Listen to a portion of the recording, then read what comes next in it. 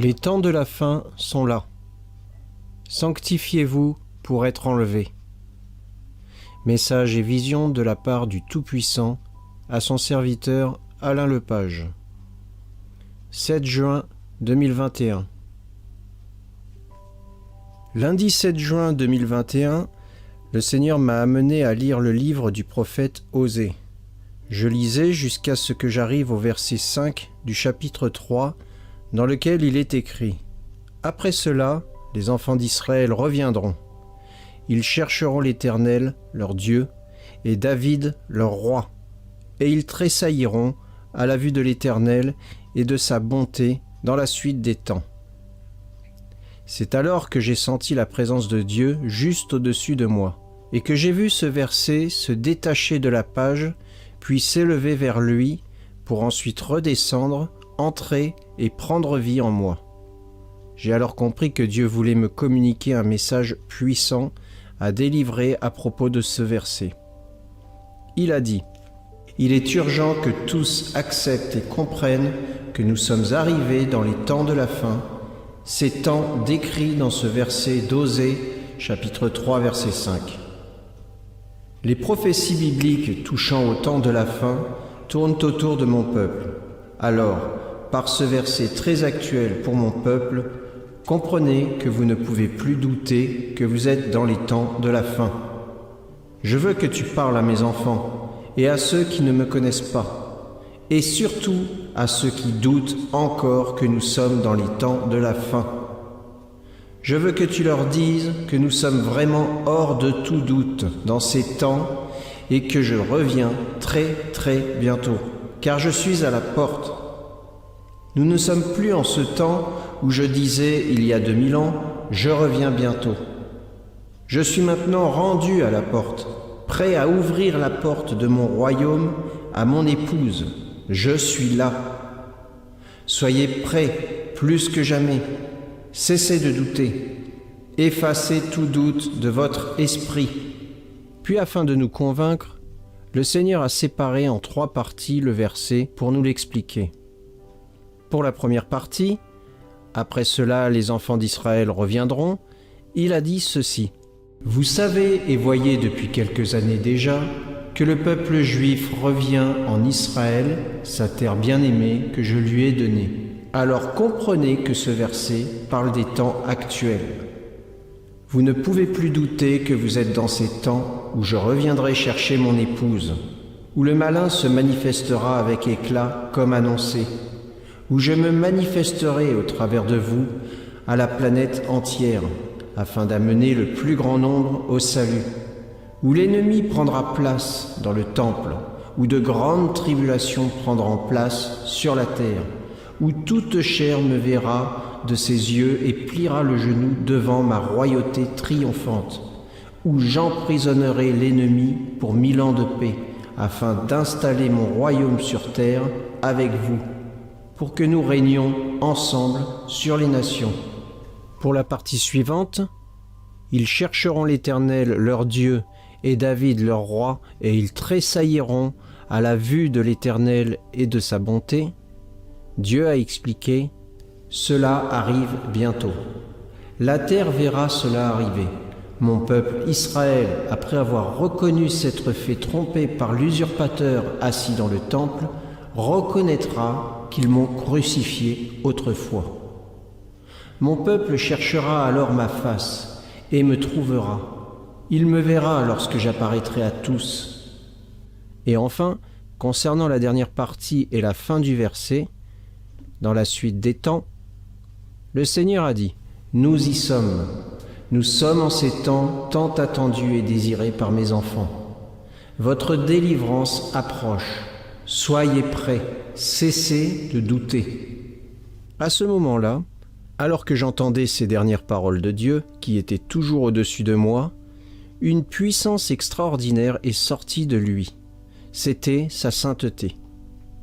Jusqu'ici, j'avais déjà vécu et ressenti sa présence, son amour, sa bienveillance et bien d'autres choses encore. Mais là, pour la première fois de ma vie, j'ai ressenti avec une très grande force et intensément sa sainteté. C'était tellement irrésistible que je n'ai pu faire autrement que de courber la tête, de m'incliner en demandant continuellement pardon pour mon impureté. Sa sainteté est tellement surpuissante que j'ai pris conscience à quel point c'était un attribut fondamental de sa personne. Nul ne pourra y résister. Tous, nous courberons la tête face à sa sainteté lorsque nous ferons face à Dieu au moment de nous présenter devant son trône céleste. Puis, Dieu m'a dit ceci: « Je te fais sentir ma sainteté afin que tu sois troublé par celle-ci, afin que tu comprennes et que vous compreniez bien que même si elle est éloignée de vous, je la demande et je vous demande de chercher à l'atteindre. » C'est alors que je me suis souvenu de ce verset, Lévitique chapitre 19, verset 2. « Soyez saints, car je suis saint, moi l'Éternel, votre Dieu. » Et là, j'ai dit à Dieu, « Mais c'est impossible de l'atteindre, Seigneur. » Je le sais, mais je vous ai dit dans ma parole, « Car je suis l'Éternel, votre Dieu, vous vous sanctifierez et vous serez saints, car je suis saint, et vous ne vous rendrez point impurs. Mais puisque celui qui vous a appelé est saint, vous aussi soyez saints dans toute votre conduite. Conduisez-vous avec crainte pendant le temps de votre pèlerinage. Faites tous vos efforts pour joindre à votre foi la vertu, à la vertu la science, à la science la tempérance, à la tempérance la patience, à la patience la piété, à la piété l'amour fraternel, à l'amour fraternel la charité. Mais celui en qui ces choses ne sont point est aveugle. Il ne voit pas de loin, et il a mis en oubli la purification de ses anciens péchés. Si vous vivez selon la chair, vous mourrez. Mais si par l'Esprit vous faites mourir les actions du corps, vous vivrez. J'ai alors pensé, pourquoi cette révélation sur ta sainteté, Seigneur? Je te fais sentir ma sainteté avec puissance, car c'est la chose la plus importante que vous devez rechercher et vivre en vous en ces temps actuels. C'est tellement important de vivre cette sainteté, ma sainteté, que je la manifeste ainsi auprès de toi pour que tu saisisses toute son importance et surtout pour que tu saisisses toute l'urgence de la rechercher et de la vivre dans votre être, votre chair. Vous ne devez plus hésiter ni douter. Votre sainteté est fondamentale pour être prêt à ce qui s'en vient. Pas seulement pour traverser les difficultés intenses approchant ou pour proclamer mon salut, mais surtout pour être prêt à ma venue, car je viens chercher mon épouse, ma bien-aimée. Je vous veux en train de vaquer à faire mes œuvres et également à vivre dans la sainteté, ma sainteté. Quand j'ai dit d'être prêts comme des vierges sages pour ce moment, je parlais d'avoir une relation intense avec moi pour être rempli de ma présence, ainsi que pour vivre la sainteté, pour vivre dans ma sainteté. L'huile de mon esprit est l'huile de ma présence et de ma sainteté. Mon esprit vous permet de vivre mes voies et d'obéir à mes commandements. Je mettrai en vous mon esprit, ainsi je vous rendrai capable d'obéir à mes lois, de respecter et de faire ce que je vous ai commandé. J'ai dit donc, marchez selon l'esprit, et vous n'accomplirez pas les désirs de la chair. Je ne parle pas d'être sauvé par vos œuvres, je parle de courir avec détermination dans ce processus de sanctification, courir comme un athlète voulant atteindre le but. Tous ceux qui combattent s'imposent toute espèce d'abstinence. Nous, faisons-le pour une couronne incorruptible. Mais je traite durement mon corps et je le tiens assujetti de peur d'être moi-même rejeté.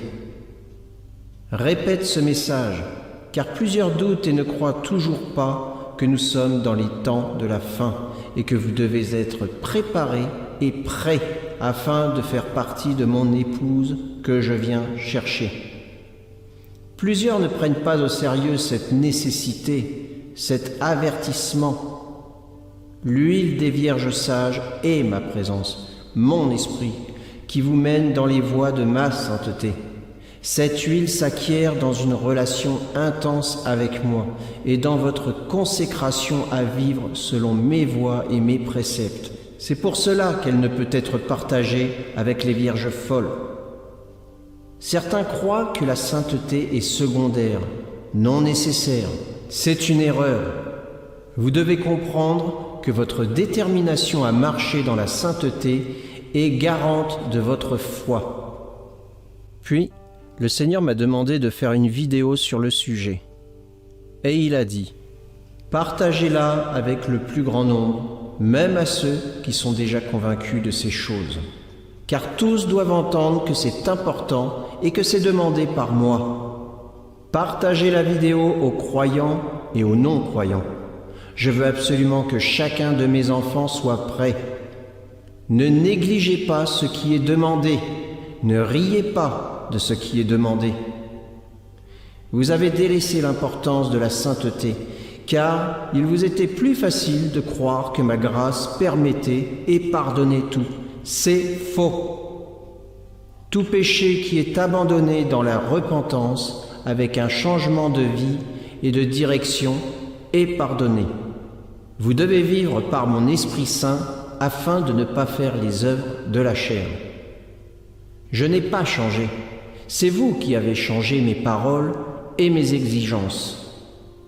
Vous regardez avec admiration la puissance des messages des anciens enseignants tels que Charles Spurgeon et d'autres, mais vous les oubliez aussitôt, car vous trouvez cela exigeant et dépassé, et vous vous dites « Dieu est amour, il comprendra ».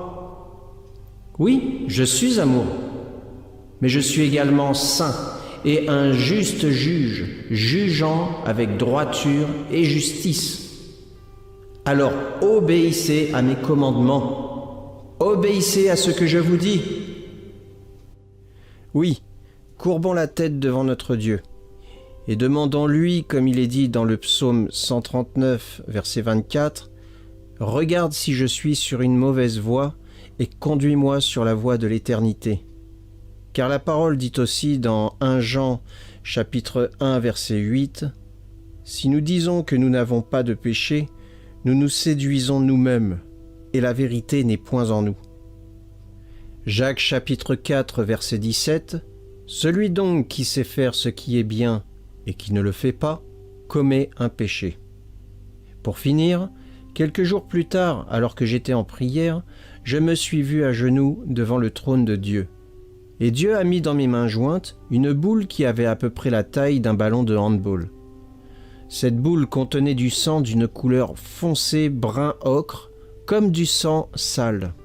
Dieu dit, « Ce sang est le sang impur qui coule dans les veines de mes enfants. Il est sali par les péchés qu'ils acceptent dans leur vie. Je veux le purifier. Je te demande d'intercéder, je vous demande à tous d'intercéder pour votre sanctification. » Je commence donc à intercéder, et c'est alors que je me vois lancer en l'air cette boule, à une hauteur d'environ 2 mètres, et là, elle éclate, et je vois le sang retomber sur le sol en gouttelettes. Aussitôt, Dieu met dans mes mains une autre boule pleine d'un sang rouge, pur et parfaitement propre, et il me dit, « Voici, ceci est le sang pur et propre venant du sacrifice de Jésus à la croix, sang que je mets en vous lorsque vous vous repentez de votre rébellion et de vos péchés. Par ce sang, vous êtes lavés et purifiés. Je demande à tous de prier et d'intercéder pour la repentance de tous les hommes. Je demande alors à Dieu, pourquoi ai-je vu le sang sale retomber sur le sol ? Tu l'as vu retomber au sol comme une symbolique, pour que vous compreniez l'origine de vos combats contre le mal et le péché, l'origine de vos chutes et de vos échecs face au mal et au péché. Tout vient de votre chair, de ce qui vous lie au monde physique. C'est le mal et vos échecs face au péché qui salissent votre être et votre sang, sang qui est la vie en vous. Mais je le remplace par celui de mon Fils pour tout péché dont vous vous repentez. Repentance qui doit vous accompagner tout au long de votre vie. Une repentance qui mène à un rejet drastique du péché, ainsi qu'à un changement drastique de vie. Par ce nouveau sang, pur et sans tache, c'est une nouvelle naissance que je vous offre. Je le répète, que tous intercèdent pour tous les hommes. Voilà, que chacun de nous soit béni et transformé par Christ et par son sang qui nous purifie de tout péché. Amen.